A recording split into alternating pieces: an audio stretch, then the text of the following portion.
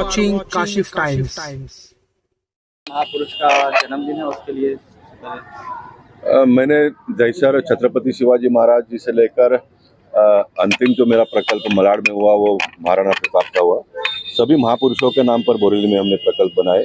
सभी महापुरुषों के जयंती के अवसर पर हम उनके विचारों को प्रचार और प्रसारण करके कार्यकर्ताओं को परिपक्व करने का काम करते हैं। तो आज सरदार वल्लभ भाई पटेल जी के 150वीं जयंती के अवसर पर उनको स्मरण करते हुए भारत देश के लिए गलत निर्णयों के खिलाफ में जिस प्रकार से सरदार वल्लभ भाई पटेल जी लड़ते थे, संघर्ष करते थे, बहुत सारा परिवर्तन उन्होंने किया। इसलिए लोगों ने ये भी कहा चुनाव का फॉर्म भरने के पहले कि आप इतने महापुरुषों के नाम पर सारा कुछ करते हो और बोरीवली के ऊपर इस प्रकार का जो एक प्रयोग किया जाता है हर बार, उसके खिलाफ में आप नहीं लड़ोगे तो कौन लड़ेगा। तो जनता के मन में इस प्रकार का अगर सोच आता तो मैंने सोचा कि भारतीय मतदाता बहुत परिपक्व हुआ है तो उसका सम्मान मैंने करना चाहिए। इसलिए मैंने ये निर्दलीय फॉर्म भरकर चुनाव लड़ने का तय किया। मैंने कोई पार्टी के पास से चुनाव के लिए टिकट नहीं मांगा था। मैंने पार्टी के ही किसी उम्मीदवार को दो ये कहा था और उसके बावजूद भी इस प्रकार का जब निर्णय लगातार, मैं बाहर के उम्मीदवार का 100% विरोध में नहीं हूँ। पार्टी को कभी कभी इस प्रकार का निर्णय करना पड़ता है। सक्षम उम्मीदवार, अच्छा उम्मीदवार होगा तो उसका उपयोग पार्टी करती है, करना भी चाहिए। लेकिन लगातार एक ही मतदार संघ में इस प्रकार का प्रयोग अगर होता होगा तो उसका किसी ने भी विरोध करना चाहिए।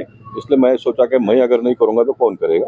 बाकी मेरे पार्टी के साथ में कोई मनमुटाव नहीं, पार्टी के नेताओं के साथ में कोई मनमुटाव नहीं, लेकिन कुछ नेता जो इस प्रकार का काम करते हैं उनको ये मैसेज देना भी आवश्यक है, ऐसा मुझे लगता है। इसलिए मैं ये कर रहा हूँ। गोपाल शेट्टी जी, आपकी सादगी का एक हर जगह चर्चा होती थी, जो भले ही जो बीजेपी को पसंद नहीं करता था, जैसे मुस्लिम समाज के बहुत से लोग, लेकिन वो एक गोपाल शेट्टी जी को पसंद करते थे क्योंकि एक सादगी रहती थी, काम करते थे। बलाट विधानसभा में भी आपने बहुत काम किया, एक जिम खाना बनाया है वहाँ पर, लेकिन अभी कुछ वहाँ के दिग्गज लोगों का कब्जा हो गया। उसके लिए क्या कहना चाहते हैं, क्योंकि वहाँ के स्थानीय लोगों ने उस पर कब्जा कर लिया है जिम खाने पर, उसके लिए? नहीं, बिल्कुल नहीं। देखा, मुझे सभी समाज के लोगों ने चाहा है। मैं इस बात का कभी दावा नहीं करता कि मुझे हर मुसलमान समाज के लोगों ने भी वोट दिया तो नहीं दिया। कुछ बातें होती है तो नहीं होता तो नहीं होता। लेकिन मैं 2014 में जब मालूनी में चुनाव के लिए गया तो उनको मैंने कहा कि मैं कट्टर हिंदू हूँ, जैसे आप कट्टर मुसलमान हो तो मैं भी कट्टर हिंदू हूँ। मैं 3 बार अयोध्या जाकर आया हूँ। बाबरी ढांचा मेरे नज़र के सामने टूटा है। 300 किलोमीटर का पदयात्रा मैंने किया है। ये सारा मैंने कहा उनको, और मैंने उनको ये भी कहा कि आप मुझे वोट नहीं दोगे, आपकी कुछ मजबूरी है, ये भी मैं मानता हूँ, लेकिन मैं जीत कर आने के बाद में आपकी सेवा करूँगा, ये मैंने कहा था। और ये सेवा मानव का सेवा करना एक बहुत बड़ा सौभाग्य की बात है और मैंने उसको निभाया 10 साल में। कोई भी एक मुस्लिम व्यक्ति का मेरे बारे में कोई खिलाफ में बात नहीं कही किसी ने। और जो 6000 स्क्वायर फीट का व्यायामशाला जो मैंने बनाया 2 एकड़ के प्लॉट में मालूनी में, ये पहली बार हुआ है मालूनी में, ये मैं कर पाया। और कुछ लोगों का मेरे बारे में विरोध थोड़ा इसलिए भी कि मैं मुसलमानों को गालियाँ नहीं देता हूँ, मैं कैथलिक लोगों को गालियाँ नहीं देता हूँ। मेरे सनातन धर्म ने मुझे ये नहीं सिखाया, मेरे हिंदू धर्म ने मुझे ये नहीं सिखाया।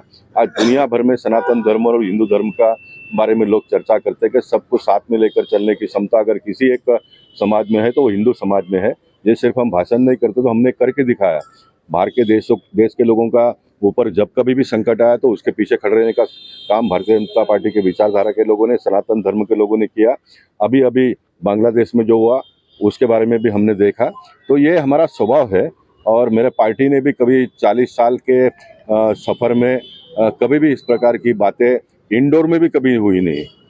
भारतीय जनता पार्टी के बारे में भले लोग कुछ भी कहे, मुसलमानों के विरोध में है, इसके विरोध में, उसके विरोध में, लेकिन भारतीय जनता पार्टी में 40 साल मैंने छोटे से लेकर बड़े मीटिंग तक अटेंड किया, कभी भी इस प्रकार की चर्चा हुई नहीं। निश्चित भारत देश को मजबूत करना, हिंदू धर्म को मजबूत करना, सनातन धर्म को मजबूत करना, राष्ट्रीयत्व हर व्यक्ति के दिलो दिमाग पर पहुंचाने का काम मेरे पार्टी ने किया है। कल भी, आज भी हम कर रहे हैं, कल भी हम करेंगे।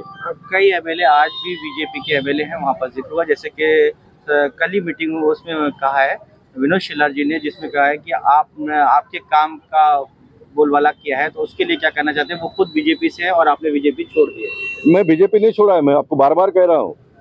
बीजेपी मुझे कल निकाल भी देगी पार्टी में से तो भी मैं बीजेपी नहीं छोड़ने वाला हूँ। निकालने का अधिकार उनको है, जैसा निकालने का अधिकार उनको है, तो डटे रहना, लगे रहना का अधिकार मुझे भी तो है ना। तो मुझे कोई पार्टी ने, मैं पार्टी को छोड़ा नहीं हूँ। और मैं पार्टी का ही हूँ और पार्टी में ही रहूंगा आने वाले दिनों में। विनोद शर्मा जी ने भी आपका जिक्र कम से कम 2-3 बार करा है और बहुत अच्छे से करा। उन्होंने कहा हमारे एमपी ने बहुत काम जी किया, हाँ। आपका नाम लेके कहा है, तो उसके लिए क्या कहना चाहते हैं? वो एक बीजेपी से है और आप इस वक्त आजाद से लड़ रहे हैं। नहीं, अच्छा एक कार्यकर्ता है, जनता ने उसके पीछे खड़े रहना चाहिए, जनता ने उसके पीछे खड़े रहना चाहिए। मुझे पूरा विश्वास है कि जो काम मैंने 10 साल 23,000 के वोट से लेकर 88,000 तक हमने पहुंचाया मलाड में वोट। गत बार अगर मैं खड़ा होता तो 1 लाख में तक का फिगर कुछ होने का हमने तय किया था और आसानी से हो जाता था, कोई दिक्कत नहीं थी उसमें। लेकिन ये सारे किए हुए काम का लाभ विनोद सेलर को आने वाले दिनों में मिलेगा। वापिस जीतने के बाद गोपाल शेट्टी जी फिर बीजेपी में जाएंगे? मैं बीजेपी में हूँ तो बीजेपी में जाने के बाद कहाँ से आते हैं? मैं बीजेपी में हूँ, मैं बीजेपी में हूँ। लेकिन सर इस वक्त सामने जो अपोजिशन में खड़ा है वो तो बीजेपी के, आपके अपोजिशन में वो तो बीजेपी का सिंबल लेके खड़े हैं, इसके लिए क्या कहना चाहते हैं? निश्चित है ना, पार्टी का वो ऑफिशियल कैंडिडेट है, भारतीय जनता पार्टी ने उसको ऑफिशियल कैंडिडेट करके घोषित किया है, तो वो तो कमल का चिन्ह का उपयोग करेगा ना।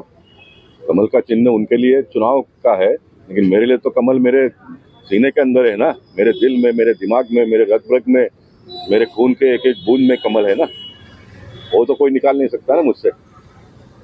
सर जो प्राइवेट जीप बन गई, आपने जो इतना बड़ा तोहफा दिया था जी हाँ।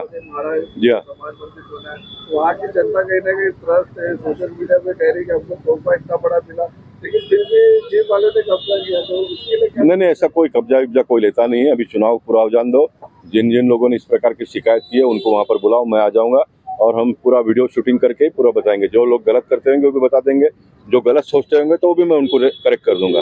एक अच्छी चीज़ बनी है, उसका स्वागत करना चाहिए लोगों ने। अभी वो अच्छी चीज़ को चलाने के लिए कोई ना कोई तो चाहिए। अभी जिसको भी हम नियुक्ति करेंगे तो उसके बारे में कोई ना कोई तो कहते ही है ना, कोई ना कोई कहते ही। तो ऐसा कुछ नहीं होगा। चुनाव के बाद में आप वहाँ पर एक टॉक शो करो, मैं आ जाऊँगा वहाँ पर। अभी गोपाल शेट्टी जी जो सामने जो कैंडिडेट खड़ा है उसको कितने नंबरों से आप जीतेंगे? नहीं, देखिए मैं कोई नंबर देना नहीं चाहता हूँ। संजय उपाध्याय एक अच्छा कार्यकर्ता है, बहुत दिनों से पार्टी में काम करता है वो। मेरा संजय उपाध्याय के विरोध में कोई लड़ाई नहीं है। मेरी लड़ाई बोरीवली के अस्तित्व के साथ में है। मेरी लड़ाई पार्टी में इस प्रकार का निर्णय जो लोग करते हैं उसके खिलाफ में है। बाकी मेरा लड़ाई किसी के साथ में नहीं है। और मैं जो लड़ाई लड़ रहा हूँ वो भारतीय जनता पार्टी के हित में, भारतीय जनता पार्टी के फायदे के लिए आने वाले दिनों में है। आने वाले दिनों में कोई ये नहीं कह सकेगा कि इस प्रकार का निर्णय प्रक्रिया में काम करने वाले कुछ लोग हैं तो उसके खिलाफ किसी ने भी आवाज़ नहीं उठाया। तो मैं मानता हूं कि पार्टी ने मुझे इतना परिपक्व किया है तो मैंने उसको ठीक ठाक करने के लिए आवाज़ उठानी चाहिए थी, वो मैं आवाज़ उठा रहा हूँ, बस इतना ही। विधानसभा की जनता को आखिर में क्या मैसेज देना चाहिए? बोरीवली की विधानसभा की जनता को मैं इतना ही कहना चाहूँगा कि बोरीवली की अस्मिता, अभिमान, स्वाभिमान की लड़ाई है, इसलिए बोरीवली के ऊपर आने वाले दिनों में इस प्रकार का अन्याय न हो, उसके लिए सब लोगों ने अपने दिमाग का उपयोग करना चाहिए चुनाव में। और जो चुनाव चिन्ह मुझे आज मिलेगा वो मैं जनता तक पहुंचाऊंगा और वो चुनाव चिन्ह के माध्यम से बोरीवली की ताकत को हमको दिखाना पड़ेगा। ये मेरे पार्टी के नेताओं ने मुझे सिखाया कि जब मुगल आकर आक्रमण करके गए, अंग्रेज आकर 150 साल तक हमारे देश में राज करके गए, इमरजेंसी हमारे देश में लगी, तो ये जो अन्याय होता है उसके खिलाफ में लड़ना चाहिए। ये मुझे मेरे पार्टी ने सिखाया है, जो मुझे पार्टी ने जो मुझे सिखाया है वही मैं काम कर रहा हूँ। हाँ, ठीक है। धन्यवाद।